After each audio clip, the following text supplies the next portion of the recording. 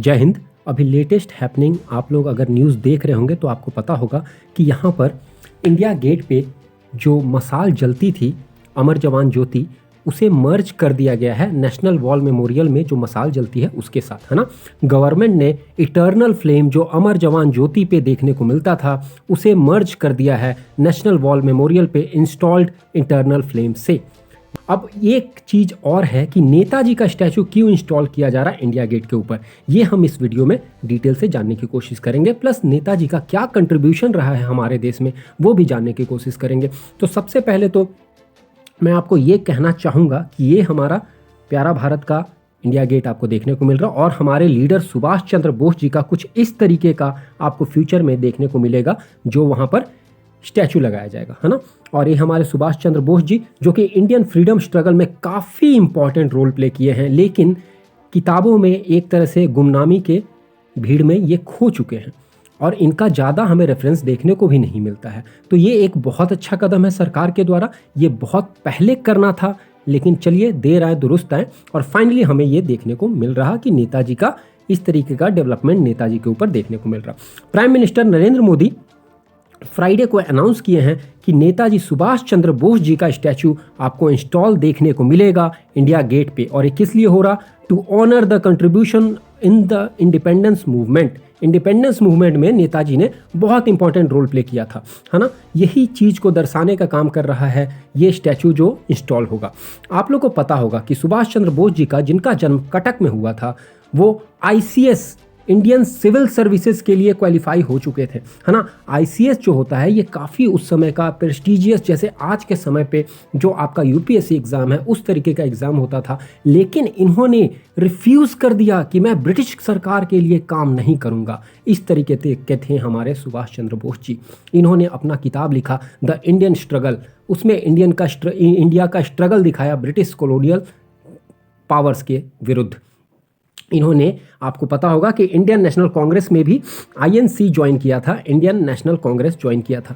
Indian national Congress जब join किया 1921 में, उसके बाद ये एक न्यूज़पेपर भी चलाते थे स्वराज नाम का।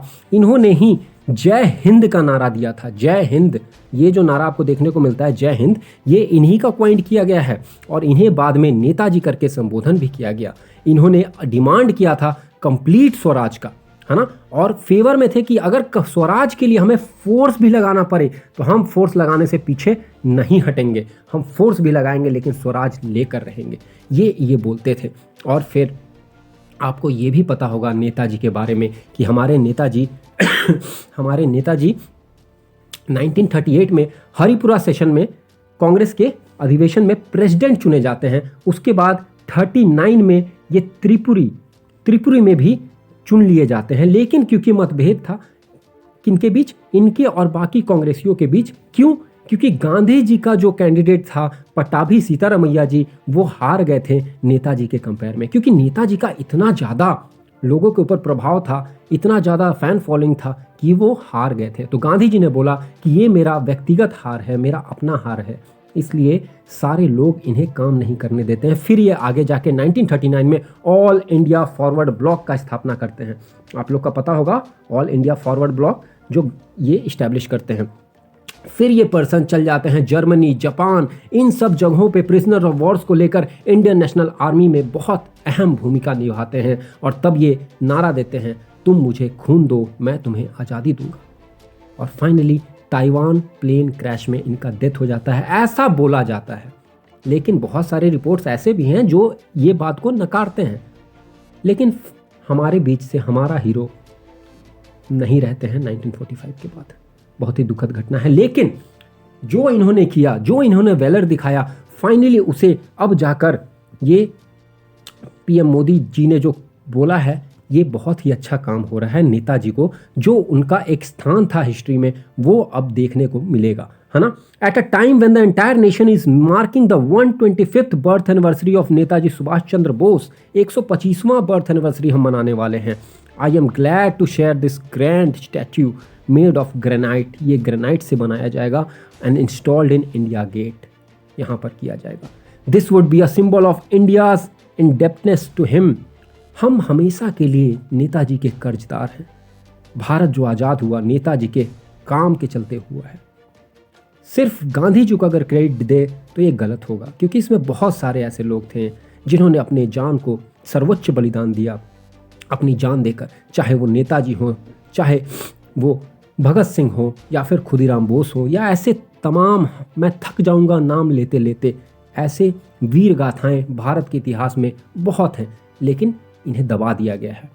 ये ज़रूरत है अभी के नस्ल को कि इन सब के बारे में पढ़ें, प्लस सरकारों का भी दायित्व है कि इन सबों को उभारने का काम करें, ना कि कॉलोनियल पास्ट का जो लेगेसी है उसे हम फॉलो करते रहें। मैकॉले का शिक्षा पद्धति को भी ये भी ज़रूरत है कि उसे भी हम अपना करें और हमारा न्यू एजुकेशन पॉलिसी को जल्द से जल्द अमल में लाने का काम करें। खैर, ये सब काम सरकारें कर रही है, ये जो डेवलपमेंट है इसके बारे में हम नज़र बनाए रखते हैं। चलिए, he added till the grand statue of Netaji Bose is completed a hologram statue of his would be present at the same place। hologram के रूप में प्रेजेंट होगा। I will unveil the hologram statue on 23 January, Netaji birth anniversary. Netaji का birth anniversary उस दिन हम मनाते हैं, आपको पता होगा, ठीक है।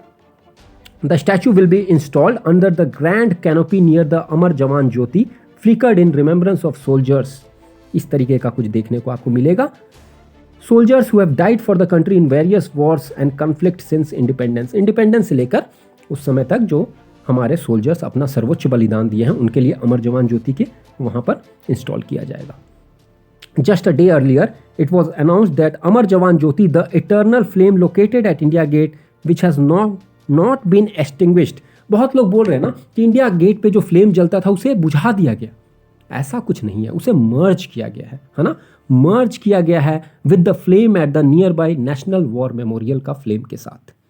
तो ये बहुत ही, ऑपोजिशन पार्टी काफ़ी बोल रही है कि उसे बुझा दिया गया, ये हमारे वीर सेना के जो लोग थे उनका बेइज्जती हुआ है, ये हुआ वो हुआ, लेकिन ऐसा कुछ नहीं हुआ है, इसे बस मिला दिया गया है फ्लेम को नेशनल वॉर मेमोरियल के फ्लेम के साथ। हिस्ट्री क्या है इस कैनोपी का, जहाँ पर ये हमारे बोस जी का स्टैचू इंस्टॉल होगा, है ना। The canopy where the Bose statue will be installed was built along with the rest of the grand monument in the 1930s by Edward Lutyens। Lutyens ने काफ़ी ज़्यादा कंस्ट्रक्शन करवाया था दिल्ली के अंदर, तो ये भी उन्हीं के द्वारा किया गया था 1930s के टाइम में। It once housed the statue of former king of England George V। George पंचम का वहाँ पे स्टैचू हुआ करता था पहले, which was moved to coronation park in 1960। 1960 में कोरोनेशन पार्क में लेके गया। हम आज़ादी के बाद भी इसे रखे हुए थे, पता नहीं किस लिए रखे हुए थे, मुझे समझ नहीं आता। Coronation park is located on Burari road in north west Delhi, है ना। बुरारी रोड, बुरारी हत्याकांड आप लोग बहुत सुने होंगे, उसके बारे में सीरीज भी आया, आप लोग देखे भी होंगे। And was the venue of the first Delhi दरबार इन 1877।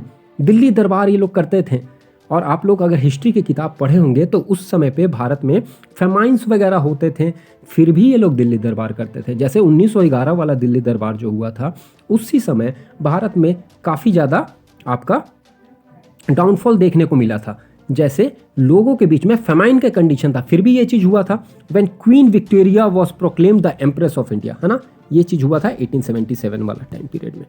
तो इस तरीके का कुछ होगा। A statue of King George V was originally installed under the canopy in 1938, है ना, इस तरीके का था पहले, लेकिन अब यहाँ पर हमें देखने को मिलेगा सुभाष चंद्र बोस जी का स्टैचू।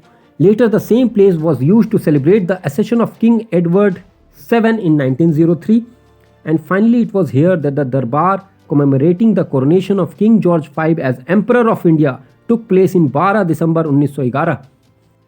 किंग जॉर्ज V को एम्परर ऑफ इंडिया का तौर पर कोरोनेशन का सेरेमनी हुआ था, दिल्ली दरबार लगाया गया था 1911। मैंने आपको बताया अभी थोड़ी देर पहले कि 1911 के टाइम पे लोग मर रहे थे, लेकिन यहाँ पर ये लोग दिल्ली दरबार मना रहे थे, खुशियाँ मना रहे थे। Following the independence of India on August 15, 1947, some of the statue of former British kings, including the 49-feet marble statue of George V at Rajpath, governor and officials were moved to Coronation Park from various locations across Delhi। Delhi के various location से लेकर गया था, कहाँ पर, coronation park में move कर दिया गया था, ठीक है। इसमें ये भी था, जॉर्ज V का भी था, ये सब हुआ था। ये जो फ्लेम है ये इनॉग्रेटेड बाय प्राइम मिनिस्टर, हमारे जो उस समय के प्राइम मिनिस्टर थे Indira Gandhi, on the Republic day in 1972, and was partly merged with the flame at the national war memorial on Friday afternoon. यही चीज़ किया गया है। फ्लेम जो है इसका इनॉग्रेशन किया गया था इंदिरा गांधी जी के द्वारा 1972 में, और इसी फ्लेम को मर्ज कर दिया गया है अभी नेशनल वॉर मेमोरियल में, क्योंकि नेशनल वॉर मेमोरियल में काफ़ी सोल्जर्स का सभी के वहाँ पे नाम वगैरह मेंशन्ड है, और एक तरह से बहुत अच्छा नेशनल वॉर मेमोरियल बनाया गया है, उसको भी और इम्पोर्टेंस मिलना चाहिए। इस कारण से भी गवर्नमेंट ने ये स्टेप लिया है ना। नेशनल वॉर मेमोरियल इस तरीके का आपको देखने को मिलता है। आप पीछे देख सकते हैं जहाँ पर बोस जी का स्टैचू होगा, और उसके पीछे आप इंडिया गेट भी देख सकते हैं, पूरा लाइन में आपको देखने को मिल रहा। The national war memorial situated in the vicinity on the India Gate circle was constructed by the Modi government in 2019 में इसका स्थापना किया गया था नेशनल वॉर मेमोरियल का। So this Republic Day as the celebration are held at the redeveloped Central Vista Avenue. आप लोग को पता होगा सेंट्रल विस्टा का प्रोजेक्ट का कंस्ट्रक्शन चल रहा है, तो it's character would have changed with the flame moving to the war memorial. अब फ्लेम जो है इस वॉर मेमोरियल के पास लेकर आ चला गया है, तो अब देखने को हमें मिलेगा कि हाँ ये फ्लेम अब यहाँ पर जल रहा है। And the hologrammed Bose statue making its presence felt from under the canopy. इनका बोस जी का भी होलोग्राम्ड स्टैचू भी हमें देखने को मिलेगा। ये सारे डेवलपमेंट्स हुए हैं। January 23 this year marks the 125th birth anniversary, 125वां बर्थ एनिवर्सरी है। Last week the government has announced that from this year onwards republic day celebration जो है इस साल से सरकार ने ये डिसीजन लिया गया है कि हम रिपब्लिक डे सेलिब्रेशन को स्टार्ट कर देंगे जनवरी 23। पहले हम जनवरी 24 से करते थे। ऐसा क्यों कर रहे हैं? To mark the birth anniversary of our Netaji Subhash Chandra Bose. बहुत अच्छा डिसीजन है ये। It will end on January 30 the day Mahatma Gandhi was assassinated. एक तरफ सुभाष जी का बर्थ एनिवर्सरी के दिन से स्टार्ट होगा, और जिस दिन हमारे महात्मा गांधी जी का असैसिनेशन हुआ था उस दिन एंड होगा। On the day as the PM inaugurates the hologram statue at the spot, a special program will be held to honor the winners of Netaji Subhash Chandra Bose Apada Prabandhan Award to recognize the contributions in the area of disaster management। ये जो award है ये आपको आपदा प्रबंधन के काम के लिए दिया जाता है ना, डिजास्टर मैनेजमेंट के लिए दिया जाता है। The Modi government had earlier announced that Bose birth anniversary would be celebrated as Parakram Diwas. हम लोग मनाते हैं पराक्रम दिवस बर्थ एनिवर्सरी पे भी। इस तरीके का कुछ फ्यूचर में हमें देखने को मिलेगा। ये दिन देखने के लिए काफ़ी उत्साहित हैं हम लोग कि कब हमें देखने को मिलेगा।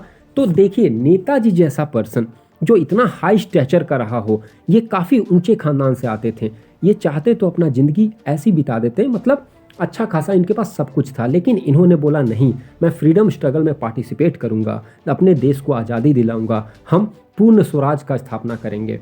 तो इस काम के लिए ये देश एक देश से दूसरे देश भटकते रहें, और नाजी जर्मनी से जाकर अपना सपोर्ट लेते हैं, जापान से सपोर्ट लेते हैं, और फिर इंडियन नेशनल आर्मी में इतना इम्पॉर्टेंट रोल प्ले करते हैं। और ये भी कारण है कि जब ये हमारे देश के अंदर नॉर्थ ईस्ट के रीजन में घुस जाते हैं, अंग्रेज़ों के पसीने छूटने लगते हैं कि यहाँ तक जापान का सहयोग से ये सुभाष चंद्र बोस एंटर कर चुके हैं।